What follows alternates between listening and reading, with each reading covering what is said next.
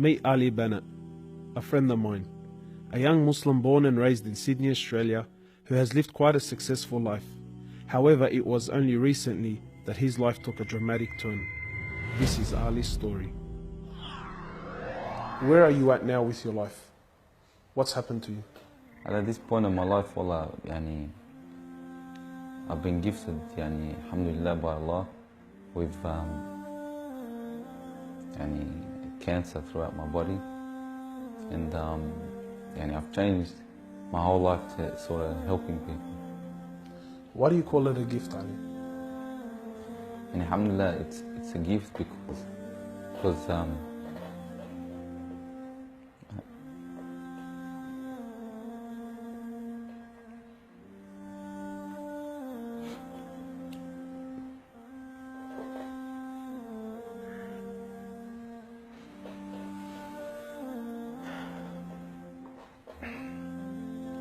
and it's a gift because Allah's given me a chance to change. What has having cancer, what has it opened your eyes to? SubhanaAllah, everything in life, even the smallest gift, like breathing fresh air.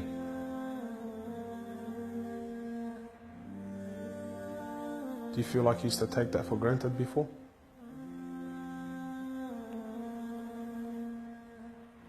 How long have you had cancer? 4 months now. Ali was diagnosed with stage 4 cancer and given only 7 months to live. Upon finding the news, he immediately sold his successful business and was forced to reconsider the lavish lifestyle he was accustomed to. Everything was to change. Ali, what was your reaction when you came to know you had cancer? I got rid of my cars, I got rid of my watches, even my clothes. I took them with me overseas and I gave them to a lot of people up there. Alhamdulillah. So I wanted to try to leave this world without anything. So you were on a mission to get rid of your dunya. It wasn't until Ali invited us into his room that we truly understood the luxurious lifestyle that he was living and the extent of the sacrifice that he was making. What's all this, Ali? Talk to me, explain this. It's a bracelet, costs about $60,000. $60,000? Yeah. What do you have in these boxes now? They're all my shoes, alhamdulillah. Louis Vuitton? All Louis Vuitton. How much is something like this worth, Ali? They're probably about 1,300. How much you pay for that, Ali? About 700. Thongs? For a pair of thongs, yeah. So what's happening with the sunglasses here, Ali? I just like collecting different sunglasses. Yeah? I've got rid of a lot of them. I gave them to a couple of brothers in Africa, alhamdulillah. So you're telling me there's a kid in Africa that's walking around with Louis Vuittons and Can I try one of these hats on? I've only mentioned them in my talks like 100 times. You can try the red one on. It's limited edition one.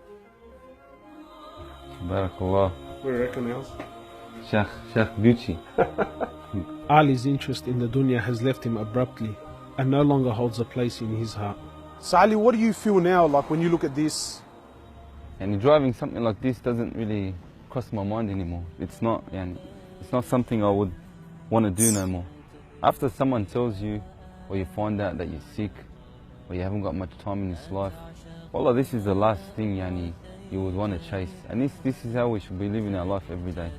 Car like this, people would love to be in it, people would love to own, people would love to drive it. Wallah, they're going for the wrong goals. And you realize that when you get sick, when someone tells you you haven't got long to live, you realize all this stuff does not benefit us in any way. So what's the value of this in your heart now?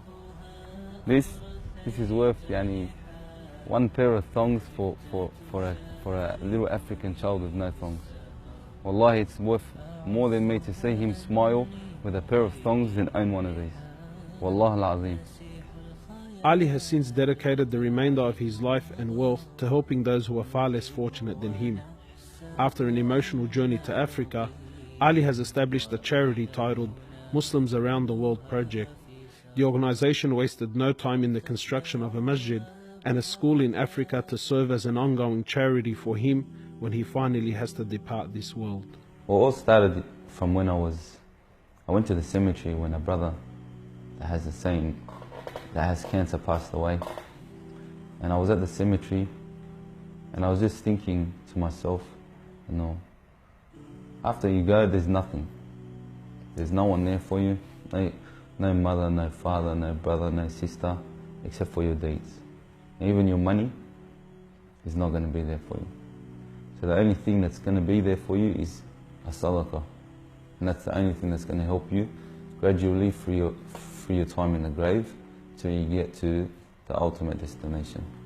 As the reality of death further sinks in, Ali spends most of his personal time in preparing himself for his final meeting with his Creator, Allah. The Prophet of Allah says, sallallahu alaihi wasallam, more or less, he says, he who loves to meet Allah, Allah loves to meet him.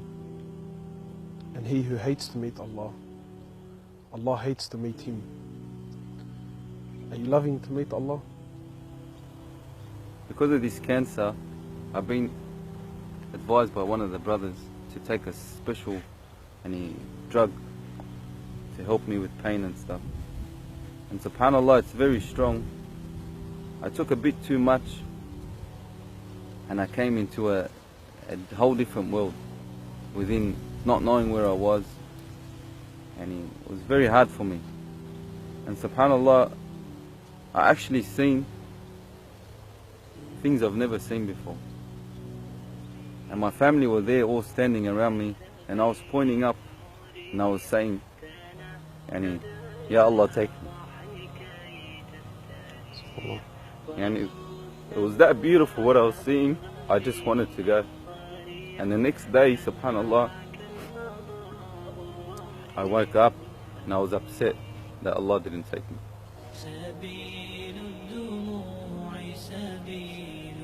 Well, I ask Allah subhanahu wa ta'ala to purify you and to give you shifa, to keep you around us for a long time. Allah, may Allah subhanahu wa ta'ala reward you.